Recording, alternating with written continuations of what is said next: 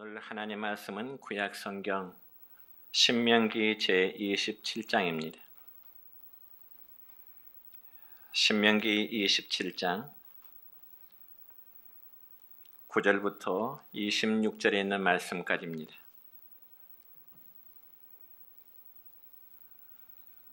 말씀을 봉독에 올립니다. 모세와 레위 제사장들이 온 이스라엘에게 말하여 이르되 이스라엘아 잠잠하여 들으라. 오늘 내가 내 하나님 여호와의 백성이 되었으니 그런즉 내 하나님 여호와의 말씀을 청종하여 내가 오늘 내게 명령하는 그 명령과 규례를 행할지니라.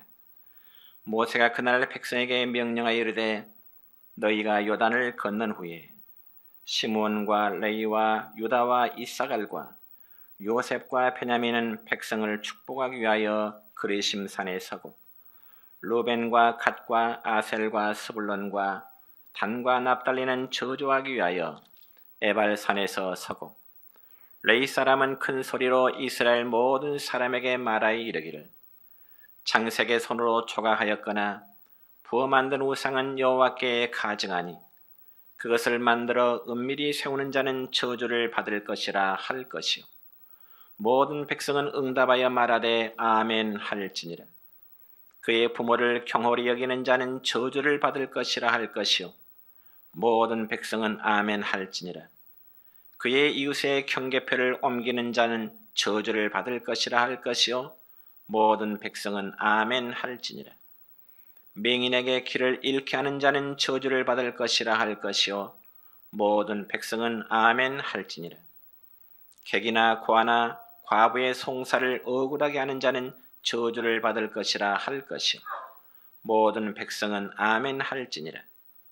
그의 아버지의 아내와 동침하는 자는 그의 아버지의 하체를 드러냈으니 저주를 받을 것이라 할 것이요 모든 백성은 아멘 할지니라.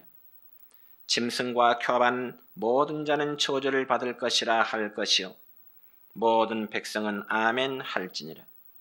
그의 자매 곧 그의 아버지의 딸이나 어머니의 딸과 동침하는 자는 저주를 받을 것이라 할 것이요 모든 백성은 아멘 할지니라. 장모와 동침하는 자는 저주를 받을 것이라 할 것이요 모든 백성은 아멘 할지니라. 그의 이웃을 암살하는 자는 저주를 받을 것이라 할 것이요 모든 백성은 아멘 할지니라. 무지한 자를 죽이려고 뇌물을 받은 자는 저주를 받을 것이라 할 것이요 모든 백성은 아멘 할지니라. 이 율법의 말씀을 실행하지 아니하는 자는 저주를 받을 것이라 할 것이요 모든 백성은 아멘 할지니라. 아멘. 사랑과 축복의 메시지 나눕니다. 사랑과 축복합니다. 사랑과 축복합니다. 오늘은 구약성경 신명기 27장 9절로 26절에 있는 말씀을 중심해서 저주와 아멘이라는 제목으로 말씀을 선포하고자 합니다. 여러분, 사람에게는 누구에게나 경험이라고 하는 것이 있습니다. 그리고 각자 자기 경험이라는 틀 안에서 옳고 그름의 판단이 내려지고 또한 자기가 경험한 것을 진리로 여기며 또한 그 경험을 다른 사람들에게 또 전달하면서 살아가고 있는 것입니다. 그래서 예를 들어 부모는 자녀들에게 훈계하기를 애야, 학교 다닐 때 공부 열심히 하지 않으면 커서 후회가 된단다. 이런 훈계 말씀들을 자녀들에게 할 때가 있습니다. 그러나 그런 경험은 바로 부모의 경험에서 나오는 말입니다. 그리고 또한 부모가 학교에 다닐 때 공부를 열심히 하지 않는 것이 이제는 어른이 되어 사회생활을 하면서 후회로 다가오는 그런 경험 때문에 그런 경험을 또한 자녀들에게 가르치게 되는 것입니다. 또한 시어머니가 며느리를 가르칠 때도 당신들의 경험의 틀 안에서 며느리들을 가르치고자 하지요. 그러니까 수십 년 주부로 살아오면서 겪었던 수많은 경험들을 바탕으로 해서 며느리들을 가르치게 되는 것입니다.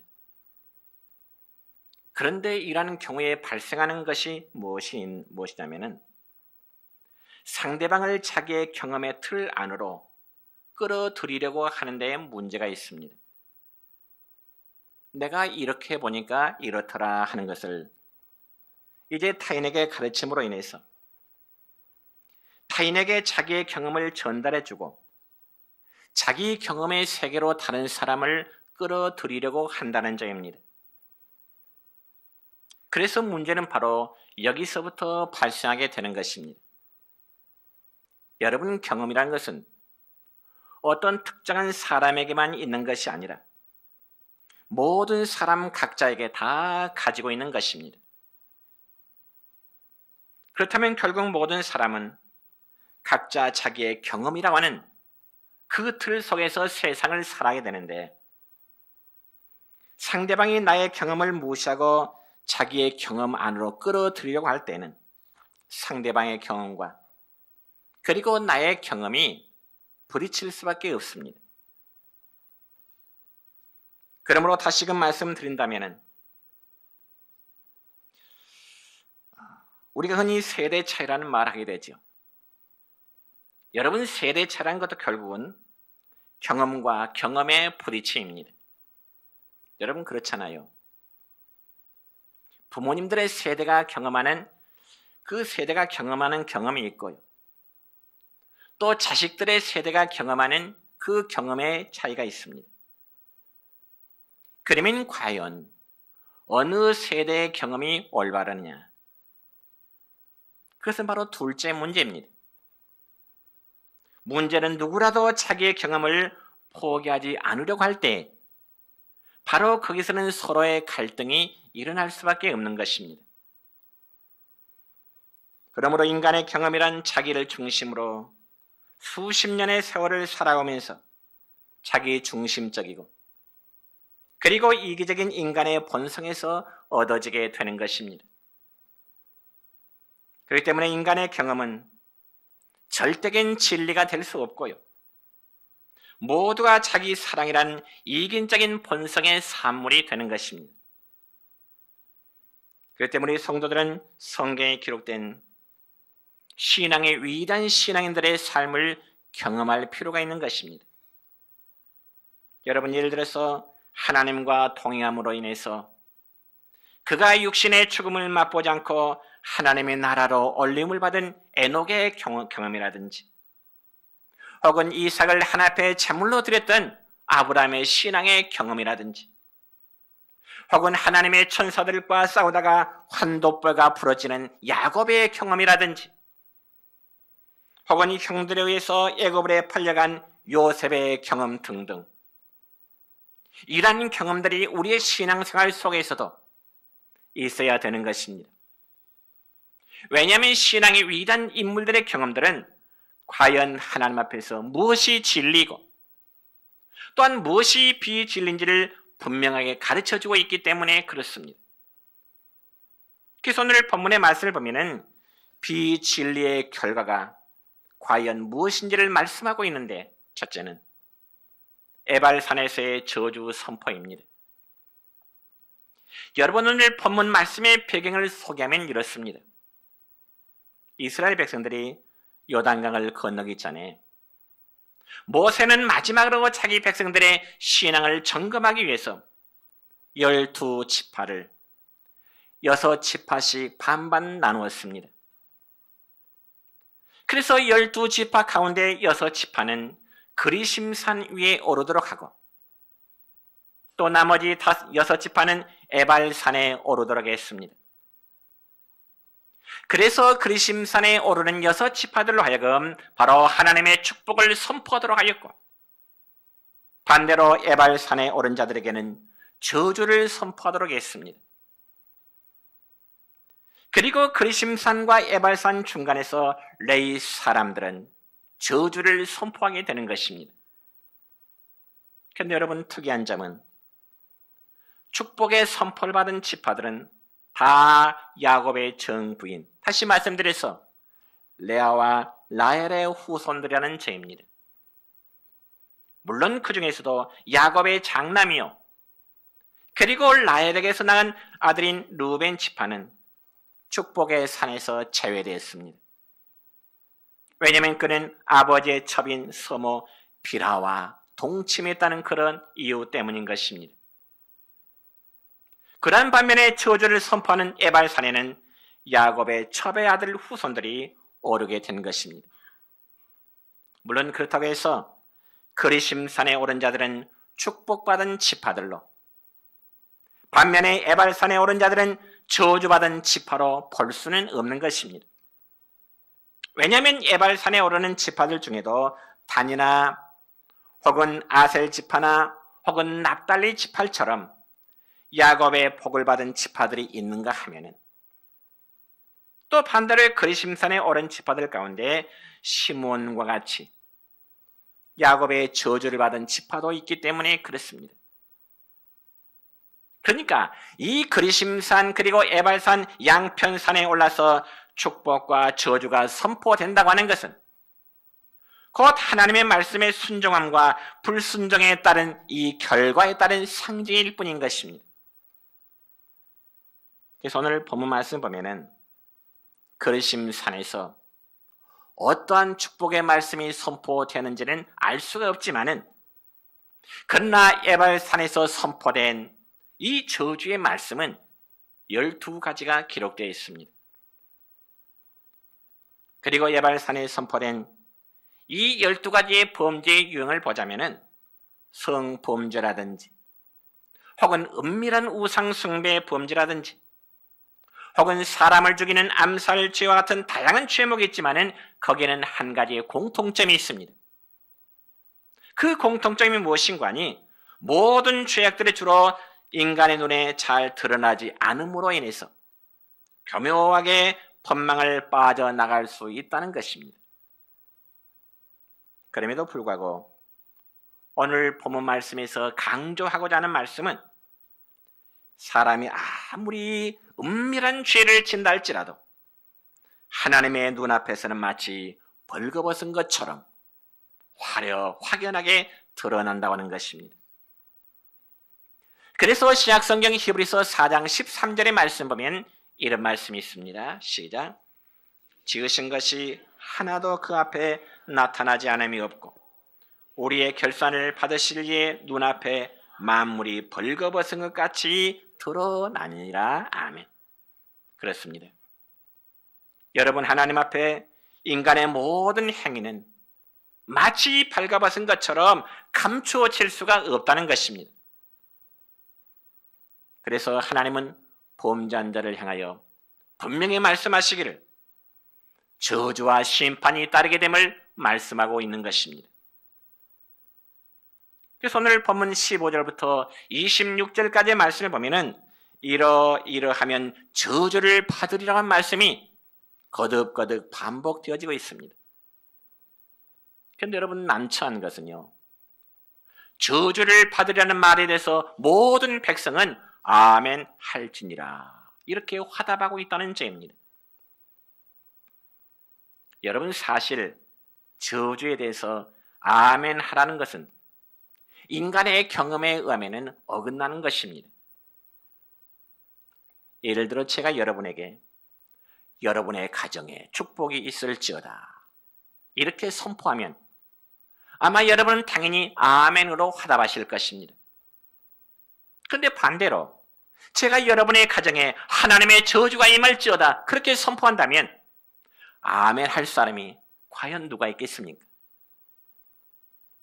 아마 제가 여러분의 가정에 저주를 선포했다면 여러분은 아마 분노하실 겁니다.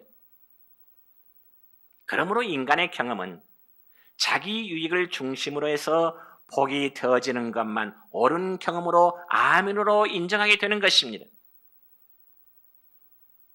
그런데 솔직히 어떤 사람이 저주를 좋아하겠습니까?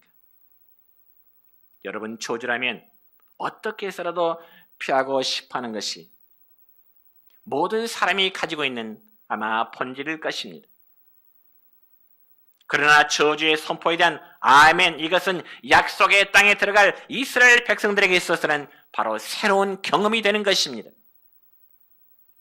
성도 여러분, 이스라엘 백성들이요, 애굽 땅에서 벗어난 이후 그들은 무려 40년 동안에 광야 생활을 하게 되었습니다.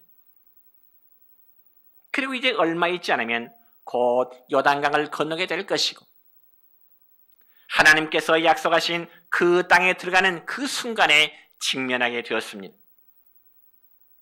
그러므로 이스라엘 백성들은 요단강을 건너기 이전의 세계에 대해서는 어떠한 미련을 두어서도 안 되는 것입니다.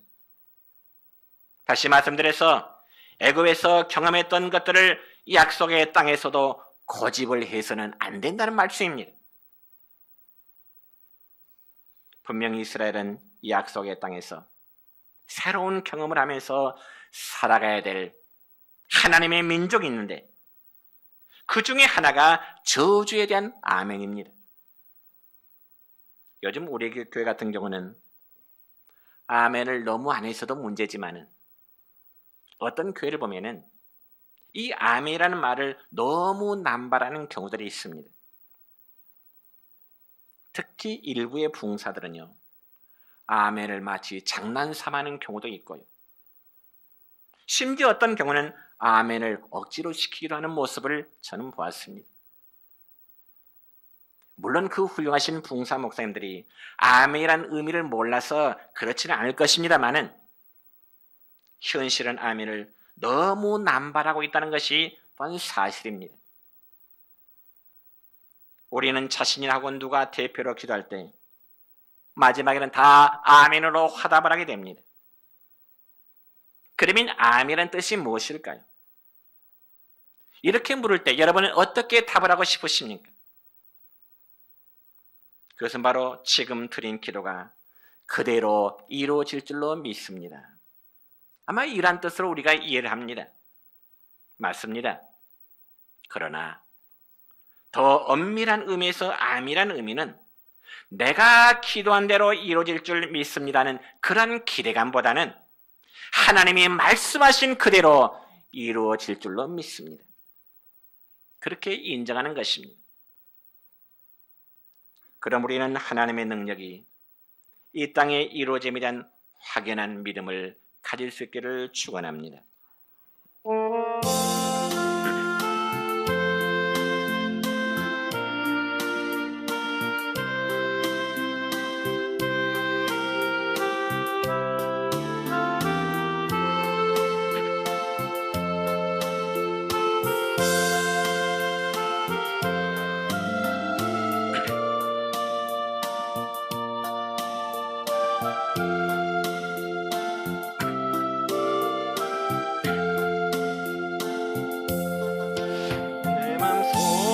속에 있는 참된 이 평화는 누구도 빼앗을 수 없네.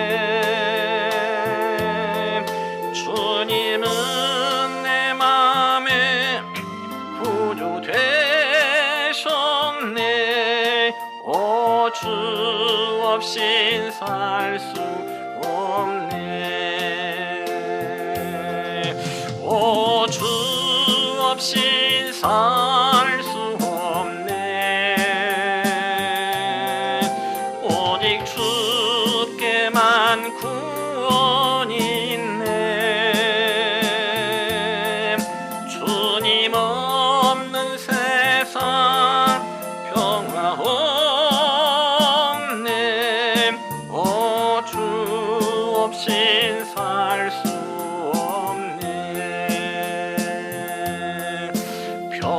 없는 세상 고통과 싸움뿐 사람들은 무서웠더네.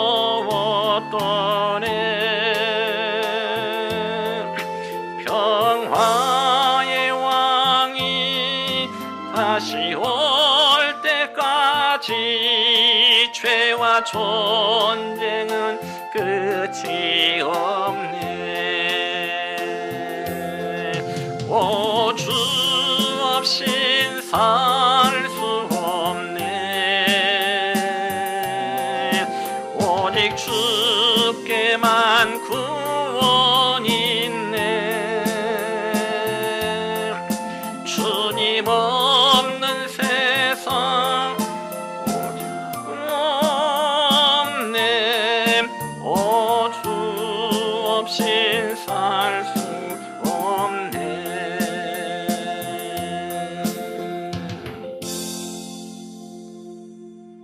두 번째로는 경험으로 인한 아멘 고백입니다. 여러분, 우리가 하나님의 말씀대로 행하지 않을 때 우리에게 저주가 부어진다는 것은 사실입니다. 그런데 이것을 인정하기 위해서는 먼저 여기에 대한 경험이 있어야 되는 것입니다. 그래서 경험한 자가 진실로 그렇습니다라고 아멘을 확신할 수 있는 것입니다. 그럼 오늘 본문 16절의 말씀 보면 이런 말씀이 있네요. 시작. 그의 부모를 경홀히 여기는 자는 저주를 받을 것이라 할 것이요 모든 백성은 아멘 할지니라. 그래서 여기 경홀히 여긴다는 말은 부모의 명예를 훼손시킨다, 그런 뜻입니다. 여러분, 세상 사람들은 부모를 경홀히 여기면 저주를 받는다는 말에 대해서 아멘 하지 않습니다. 그러면서 말하기를 부모를 공경히 하는 것이 옳지만은 세상을 살다 보면 소홀히 할 수 있는 것이지 그것을 가지고 저주를 받는다고 하는 것은 잘못된 것이라고 반발을 할 수 있습니다. 그러나 그러한 반발 역시 자기 중심에서 나오는 것입니다. 즉 살다 보면 바빠서 부모에게 소홀히 할 수 있다는 것이 바로 세상 사람들의 경험 속에서 나오는 일입니다. 그러면서 주장하기를 어쨌든 내가 살아야 부모도 돌아볼 것이 아니냐, 그러면서 자기 중심적으로 살아가고자 하는 것입니다. 그리고 실제로 부모를 제대로 공경하지 않아서 저주받았다는 말은 가능하지를 않는다고 그렇게 말합니다. 여러분이요, 성경에 보면 이스라엘 백성들에게 있어서 이 부모의 존재는 바로 하나님의 계시 전달자였습니다. 그러므로 부모를 경홀히 여기는 자는 곧 하나님의 계시를 경홀히 여기는 큰 죄로 성경에서는 말씀하십니다. 오래전에 저는 제가 아는 어떤 집사님과 통화를 나눈 적이 있습니다. 서로 간의 안부를 나누는 가운데 제가 그 집사님의 어머니 안부까지 물었습니다. 어머님 잘 계시냐고요. 그때 그 집사님의 대답은 이랬습니다. 목사님, 지금 자기 어머님은 서울에 계시는데 어머니의 얼굴을 못 본 지 한 5년째 됩니다. 물론 그 집사님은 장남이십니다. 그래서 제가 다시 묻기를, 아니 명절 때라도 집사님이 서울에 올라가신다든지 혹은 어머님이 시골에 내려올 수 있지 않습니까? 이렇게 물으니까 그 대답은 자기가 올라가지도 않고 또 어머님이 내려오시지도 않는다는 것입니다. 제가 다시 물었습니다. 집사님 왜 그러십니까? 어머님이 외국에 나가 계신 것도 아니고 서울에 계신다면 1, 2년도 아니고 무려 5년째 집사님이 어머님을 뵙지 못하면 어머님이 서운해하지 않으실까요? 그러자 그 집사님의 대답은 아주 가관이었습니다. 목사님, 하나님이 서울 가는 것을 허락하지 않아서 제가 서울 안 가고 있습니다. 아니 왜요? 결론적으로 하는 말은 우리 어머님이 하나님께 저주를 받아서 바깥 출입을 못하고 있기 때문에 자기가 서울에 가는 것을 하나님이 막고 있다는 것입니다. 참 황당한 소리였습니다. 여러분, 그게 바로 성경에서 말씀하는 부모를 경홀히 여기는 것이요, 부모의 존재를 무시하는 행위입니다. 성도 여러분이 다시 한번 강조합니다.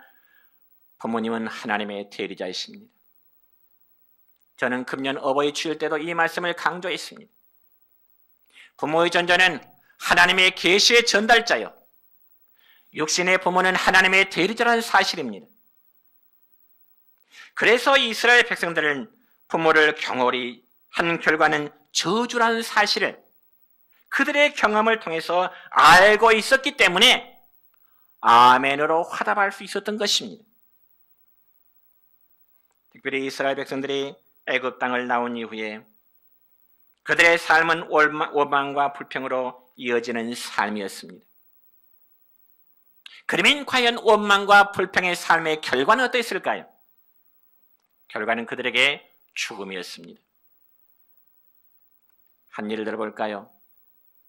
구약성경 민수기 16장의 말씀을 보면 이스라엘 백성들을 인도하는 지도자 모세에 대해서 고라의 자손들이 한마디로 반역을 일으키게 되었습니다. 그런데 이 모세에 대한 그들의 반역은, 하나님이 세우신 종 모세에 대한 그들의 반역은 곧 하나님에 대한 반역의 행위가 된 것입니다. 다시 말씀드려서 하나님이 세우신 종을 그의 백성들이 반역한다는 것은 곧 하나님께 대한 도전과 반역이라는 사실입니다. 그러면 성경에 보니까 하나님의 종에 대한, 모세에 대한 그들의 지도자에 대한 반역의 결과는 어떠했을까요? 성경에 보니까 땅이 갈라져서 고라 자손과 함께 반역에 동조한 자들이 다 죽임을 당하게 됐습니다. 멸망을 당했습니다. 그러자 그 모습을 본 백성들이 또 모세를 원망합니다. 그저 이 성경에 기록된 표현대로 하자면 그들도 역시 연병이 들어서, 제비에서 여기 아닙니다. 성경에 기록된 표현입니다. 그들에게 연병이 들어서 14,700명이 또 죽임을 당하게 되었습니다. 그러므로 이스라엘은 이러한 여러 가지 사건 외에도 수많은 경험을 통해서 하나님의 백성으로서 하나님의 말씀에 순종하지 않을 때에는 하나님의 저주가 임한다는 사실을 그들이 체험하게 된 것입니다.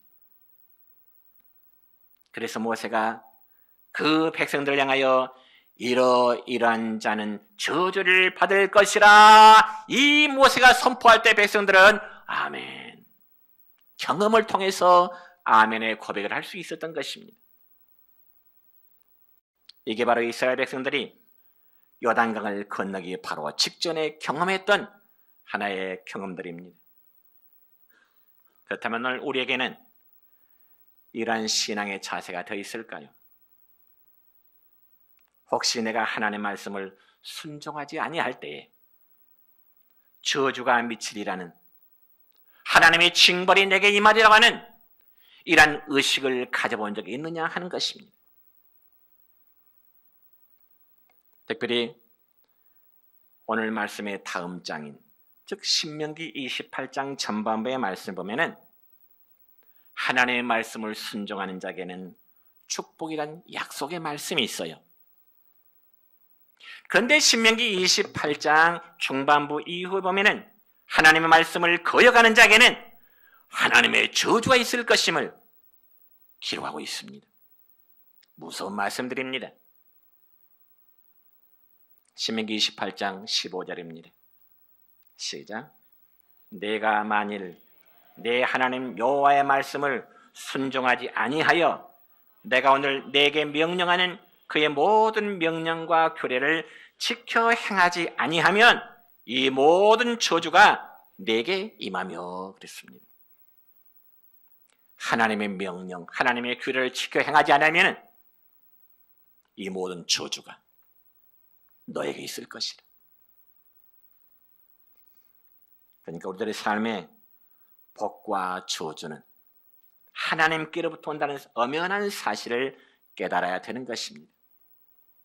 하나님은 우리에게 복을 주시기도 하시지만 하나님은 우리에게 저주를 행하시기도 한다는 것이죠. 그럼에도 하나님의 말씀을 믿지 않는 자들은 생각하기를 하나님의 말씀에서 벗어나면 저주가 임한다는 이 사실을 잘 이해하지를 못합니다. 그러면서 말하기를 복과 저주는 자기 하기 나름이다. 내 하기 나름이다. 그런 착각 속에 살아가요. 정말 그럴까요? 복과 저주가 여러분 각자 하기 나름에 따를까요? 착각하지 마시기 바랍니다. 사랑하는 성도 여러분요, 요단강을 건넌 이후의 세계는 자기가 하기 나름이라는 인간의 경험이 통용되질 않습니다. 오히려 그것은 오직 하나님의 은혜로만 산다는 새로운 법칙만이 통용되는 세계가 하나님이 약속하신 가나안 땅인 것입니다. 오직 하나님의 은혜로 살아가고 있음을 경험했기 때문에 이렇게 하지 않으면 저주를 받을 것이라는 모세의 선포 속에 백성들은 하나같이 아멘! 확답할 수 있었던 것입니다. 참으로 하나님의 은혜의 방식에 벗어나면 저주라는 것을 그들의 생활 속에 분명하게 경험했기 때문에 진실로 그렇습니다. 고백을 하지 않을 수 없었다는 것이죠. 그러므로 결국 저주 선포에 대한 아멘은 앞으로 제가 하나님의 은혜의 방식에서 벗어난 채 살아가면 나에게도 하나님의 저주가 임할 것을 내가 믿습니다. 그런 고백이 되는 것입니다. 이것이 바로 요단강을 건너서 약속의 땅, 즉 은혜의 땅에 들어갈 이스라엘 백성들의 입에서 토해내는 고백인 것입니다. 그래서 오늘 본문의 말씀을 보면은 서두에 말씀드린 대로 이렇게 하면 저주를 받는다는 말씀이 12가지 말씀하고 있지만은 이 12가지만 다 잘 지키면 된다는 의미는 아닙니다. 하나님의 말씀은 이것뿐만이 아니기 때문에 그래요. 오히려 하나님의 말씀은 하나님을 사랑함과 또한 이웃 사랑함을 최고의 목표로 삼고 있습니다. 이게 바로 모든 말씀의 완성이 되기 때문에 그렇습니다. 그래서 백성들이 약속의 땅에 들어가서는 하나님을 사랑함과 그리고 이웃 사랑으로 살아가야지 그렇지 않을 때는 저주를 받을 것이라는 것이 바로 하나님의 선포입니다. 그리고 요단강을 건너기 이전이나 이후나 이런 동일하게 하나님의 은혜를 무시할 때면 저주가 임한다고 하는 건 역시 하나님의 법칙입니다. 그러면 이 오늘 말씀을 통하여 여러분의 모습을 한번 찾아봤으면 좋겠습니다. 여러분은 과연 어느 세계에서 살아오고 계십니까? 자기 중심과 자기 사랑에서 체험된 자기 경험을 내세우면서 살아오고 있는지요? 아니면 하나님의 저주를 아는 세계에서 살아가고 있는지요? 하나님의 저주를 아는 세계에 살아간다면 하나님을 사랑하지 않을 수 없고요. 이웃을 사랑하지 않을 수가 없습니다. 왜냐하면 하나님을 사랑하지 않으면 이웃을 사랑하지 않으면 성경은 분명 그 말씀하십니다. 너에게 저주가 임할 것이라고요. 참으로 저주라는 성도는 하나님의 저주 선포에 대해서 아멘 하면서 하나님만을 사랑해야 될 것이고 이웃을 사랑해야 될 것입니다. 이제 말씀했습니다. 우리 모두는 원래 하나님의 저주와 진노 아래에 있던 자들이었습니다. 그런데 하나님의 은혜로 저주의 자리에서 우리를 축복의 자리로 옮겨주셨습니다. 그럼 우리는 이러한 사실을 알기에 날마다 아멘의 신앙으로 승리하시기를 주님의 이름으로 축원합니다.